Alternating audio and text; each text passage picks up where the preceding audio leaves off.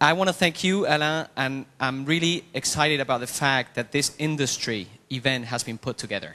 It's really important.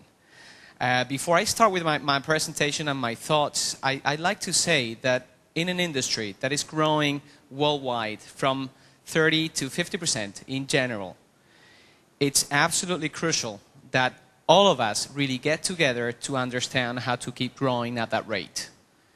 And I also agree with what Mark was saying before, that we tend to be very excited about what's coming in the next 2 years, and we tend to underestimate what is coming in the next 10 years.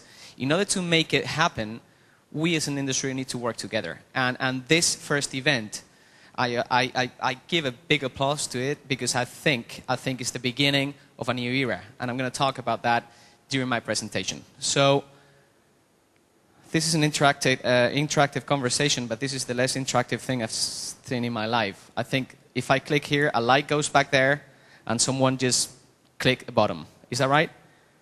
Okay, so let's be... Thank you. I didn't do it, by the way, so it's... Now. Okay, here we go. So, you know, I knew I was going to be last, and I knew I was asked to talk about the future and how my company and myself think about, you know, the future of advertising.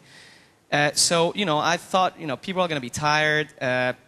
Probably some of the things that are going to be said here are going to be recurrent and going to be very repetitive. So instead of looking at the future, I thought, why don't we take a look at the past? And I joined this industry coming from a company that I still love, which is Procter & Gamble, despite they don't invest as much as I want to. But I spent a lot of time there, and when I joined here the industry in 2000, there's some things that were said by many people. And again, let's just start with the first quote that I want to take a look at. This one, this is fun. Okay, here we go. So, Mark, this goes for you too. This is your beloved boss. Bill Gates, who basically said that the web will become more and more personal. So what do you think? Is it more personal now? That was back in 2000. That is true. That is absolutely true. It's more about all of you and the users than has ever been before. So he was right. You know, your boss was right. The second thing is more to figures here, and I don't want to get too much into this because I'm pretty sure there was people from CNET Optimedia here who tend to forecast the market very well. But this time, do you remember what happened after the bubble burst? Did we reach that advertising global figure in 2003? Who's saying no there? Come on, stand up. You. Okay, do you know what figure was in reality? Because that was false. More or less? Okay. How many? How much?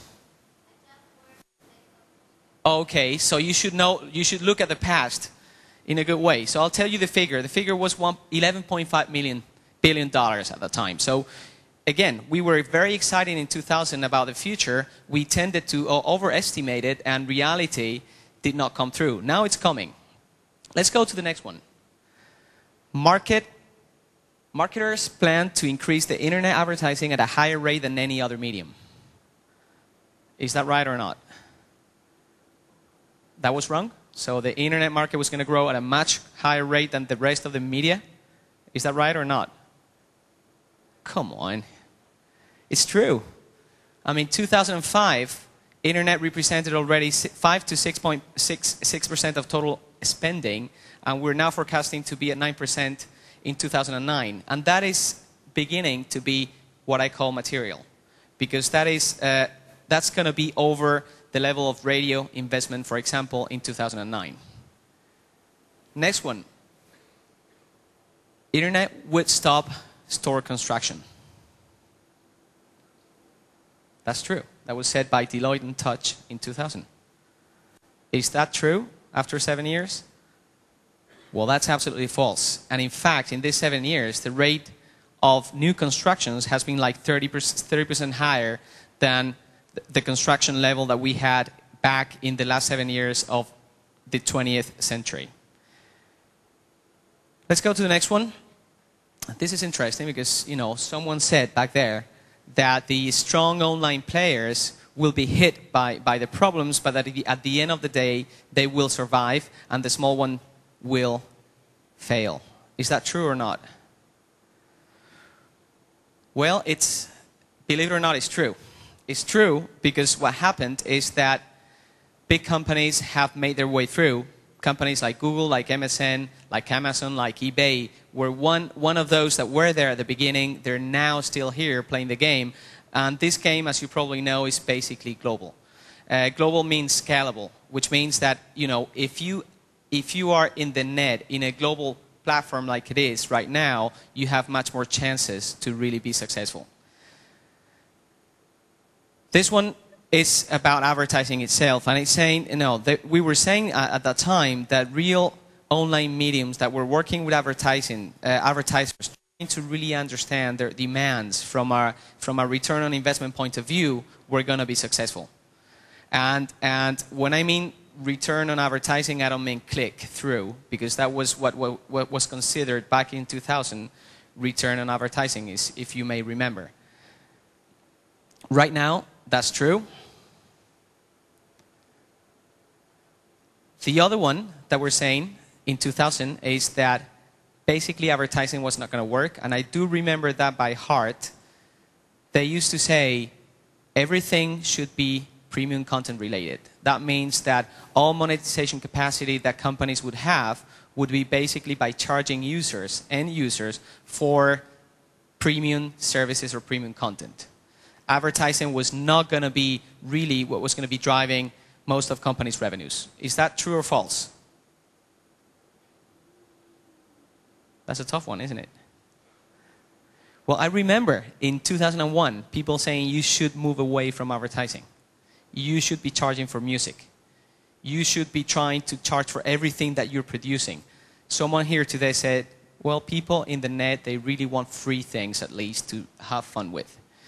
And believe it or not, that's totally false. And if we take a look at the, let's go, there you go. If we take a look at the revenue that now Google or Yahoo are producing, we can easily see that most of it is advertising related. And that is not what people were saying we should be doing with our business models. Last one is the cost of creating a new .com company is going to be very, very expensive, almost unaffordable. And you may remember that a lot of people were putting a lot of money, about 99 out of 100 projects back in 2000, 2001 were absolutely going to bankrupt. Reality is that if we ask these companies here, like YouTube, like Flickr, like MyBlog, like Delicious, like JumpCut, if they put a lot of money, basically they said, yes, I had 3 people in a garage really making it happen. So financial investment was not really the hurdle. Oh, yeah, I need to end with this one. I do need to end with this one. I think I've done like 25,000 interviews in my life with journalists. And 20 out of those 25, between 2001 and 2004, they always came with this very nice smile. Sorry for the press here, but it's not meaning to say that you're not original, but at some time you were not. Because you used to come to me with that face saying, well, the banner is dead. What do you think about that? That is the most stupid question I always had. Why? Because I used to ask back, what is a banner, according to you? A banner is just the way we used to call advertising online back in 2000. So, it probably, if we took a look at the banner, talking about a GIF banner, pixeled, without a lot of interactivity, without low creativity, with low programming capacity, yes, that banner is dead. But now that we see is that the advertising has evolved dramatically in an environment in which everything is much more audiovisual, and I don't want to get into why people are enjoying this, and really understanding and getting the message is much better than 7 years ago. Broadband is really helping that happen. So, this is, this is about people in the internet, and we're now in 2007, and I've taken the opportunity to run Yahoo sales for Europe only 8 months ago. Before, I was running the Yahoo Spain operation, so I was general manager there, and this is my first public speaking engagement at European level. So I'm not so glad it's late, and I'm not so glad it's the last speaking engagement, but even having said that, it is important, and I want to share with you some of my thoughts. I've been for 9 months without speaking because I've been for 9 months thinking, what's in it to me again? What's in it to me and to the industry again? And the most fascinating thing is that if I take a deep breath, I relax a little bit, and I try to think about the future, I am realizing that the opportunity that now this industry has is about 10 times bigger than the one we used to have back in 2000. And the main difference is not the size. It's the answer to 2 fundamental questions. And to put it in a very practical and easy way, we used to go to the advertisers community, I say we, mainly agencies and media, trying to convince advertisers on why they should be spending on the internet. Well, now that has dramatically changed because everyone knows they need to invest on the internet in all the forms that there is there. They need to understand it. The question we need to answer is how.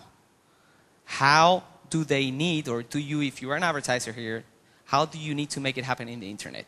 Because there's no doubt you've been probably bombarded today with figures. Consumption figures, penetration figures, all the Web 2.0 developments that have been happening there that are really boosting consumption on the net, the mobile effect, everything.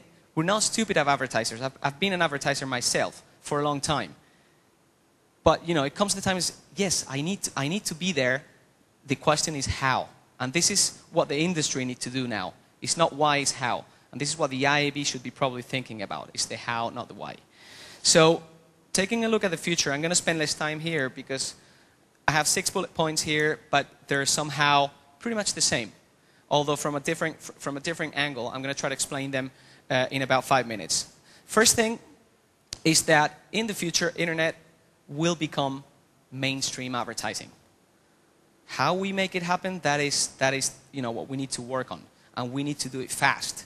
Because in reality, what we have here is the internet population prediction, which is telling us that 1.5 billion people are going to be connected to the net.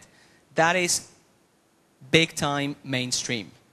And again, I don't want to go on the EIAA figures that are telling how much consumption is growing, 27% year on year, about the fact that among those people that consume internet, 27% of their total consumption time in media is in the internet. Those kind of things are going to make the internet a mainstream medium. We as an industry need to work on how to really accelerate that. And importantly, this chart, I use it a lot with my boss, who's sitting in Sunnyvale in California.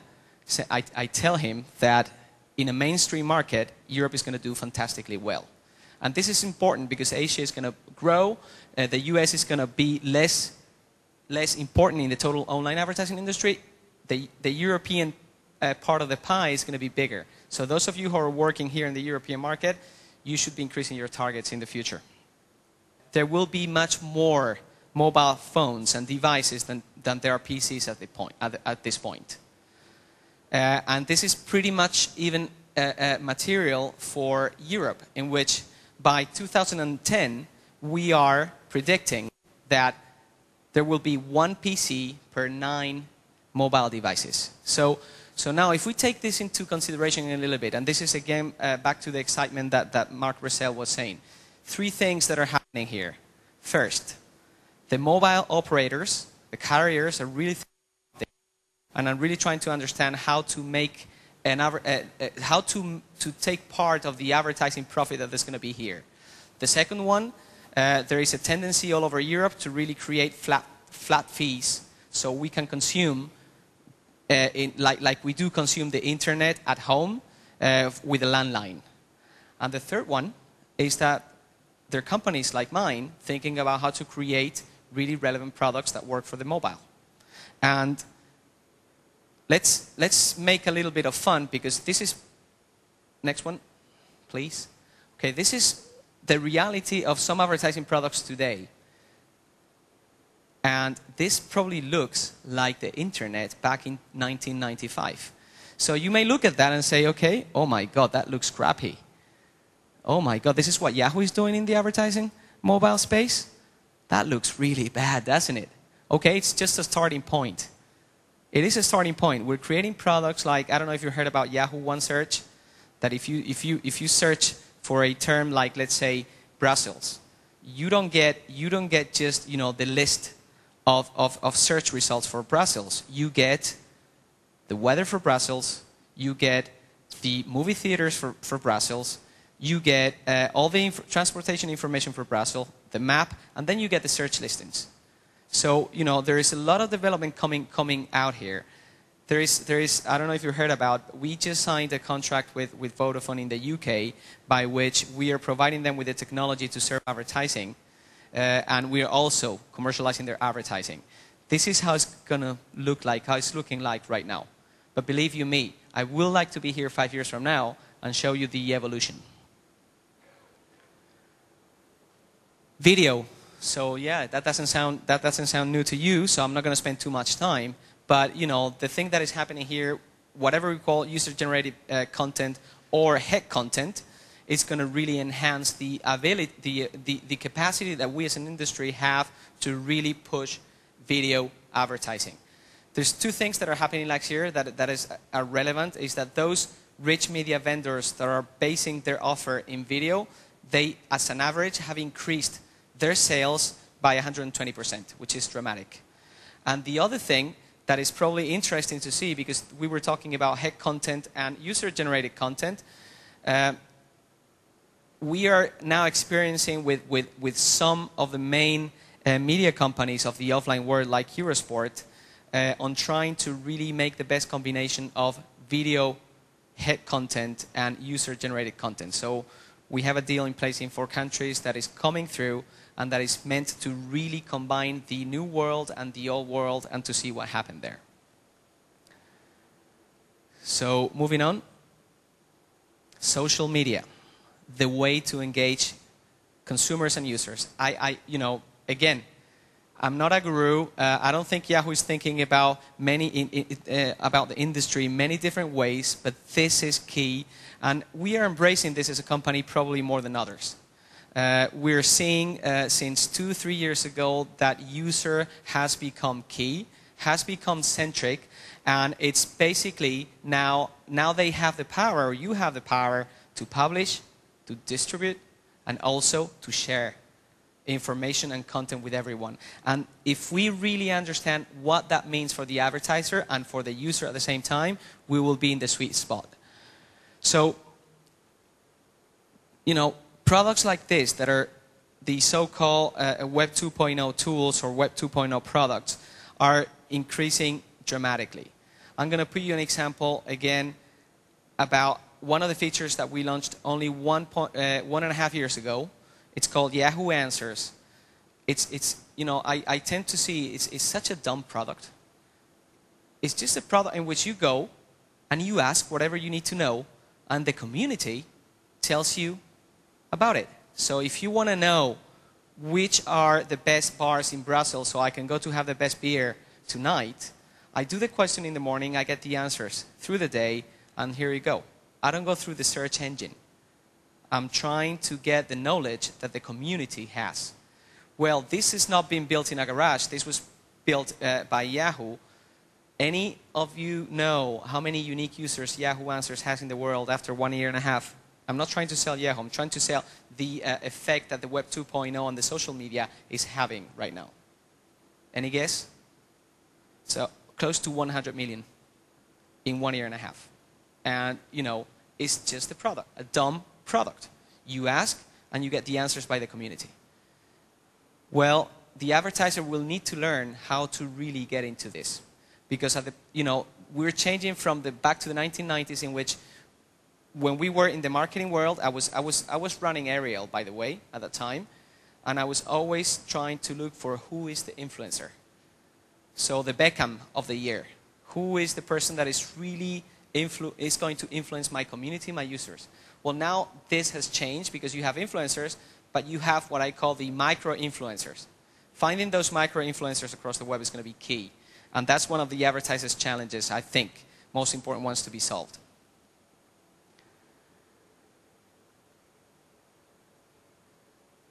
And I'm going to end up with two things that are technology related. The internet is definitely changing the name of the game, and technology is behind it. We've been commenting here what Microsoft have been doing, buying Aquantive, what Yahoo is doing, buying Right Media, what Google is doing, buying DoubleClick, and what WPP, for example, has also done, buying 24/7. The reason why these companies are buying these other companies is because these other companies have strong technology enablers.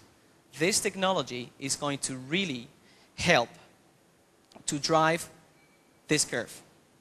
And I was really, smiling when I was hearing about the fact that, the video clip that you put, you're making my presentation, Mark, because you put the video clip was exactly this. We're going to go from basically broad targeting to contextual targeting to time of the day, demographic, registered user interest. This is as far as we've gotten so far. Now, what technology is going to drive in the future is go one step ahead, and it's not trying to understand what that user is or has said it is. It's basically what he really is by the way he behaves in the net. And I'm not talking about a user for privacy issue. I'm talking about groups of users, buckets of users, in the way they behave in the net. Well, this kind of technology is proving already in the very early stages to increase dramatically rate of response and to increase dramatically what I call efficient advertising. Awareness, consideration, purchase intent, etc. And then everything is going to be more and more integrated. We're not, now we tend to, and this is something that as an industry I think we need to change too. The fact that we tend to analyze the industry on display on one hand, search on the other, classifieds on the other. This is how IAB/Pricewaterhouse is doing it right now. I think we need to challenge that. Why? Because everything is blending together. It's really tough to see, and that is not giving us the right picture. In reality, now, we're not going to be able to see whether by mixing these kind of things, and this is related to what I was saying before, by understanding what people are doing when they do searches, when they click on searches, when they click on ads, when they navigate by certain type of content, and then how they behave, that is going to have an impact in both type of advertising. Direct response driven on one hand, which means that will generate more click and then hopefully more conversion, which is what it looks like is happening right now. And on the other hand, it will generate more brand awareness in the broad sense. I don't want to go in detail. So to end today, I think I did it in 25 minutes. Well, we are right on schedule, I think, to end. So it's just right on time. So to end right on time, I think it's 5:45, which is exactly right. You've got your 15 minutes to close the event. I want to stick to something that Esther was talking today, that Facebook was probably going to be the future of the advertising, that there's life behind Google. And the reason why she was saying is because it's not all, communication is not driven only by information. This is our mission as a company, and it's driving everything we do. Our mission is to connect people with their passions, with their community. That means people that have the same passions or have the same interest, and with the world's knowledge. This is what's driving every product development that we're doing. Different to Google, very different to Google. But I think there is a space for companies like Yahoo or Microsoft to be really developing the market. Now, my task as salesperson is to really connect advertisers with their audiences. And my dream, and I think this is what we're aiming to, and this is how I want to end, is the following.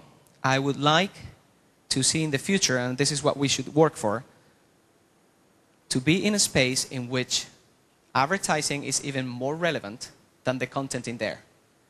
And if you think about that, that is pretty difficult to achieve. So basically, if you go to a sports site and you find an advertisement there of Adidas, that's even going to be more relevant than what you're looking for. That's what we are trying to aim to. And that's it. Sorry, because I think I overspent 5 minutes here. But I pass the ball to my friend Alain Heureux. Thank you.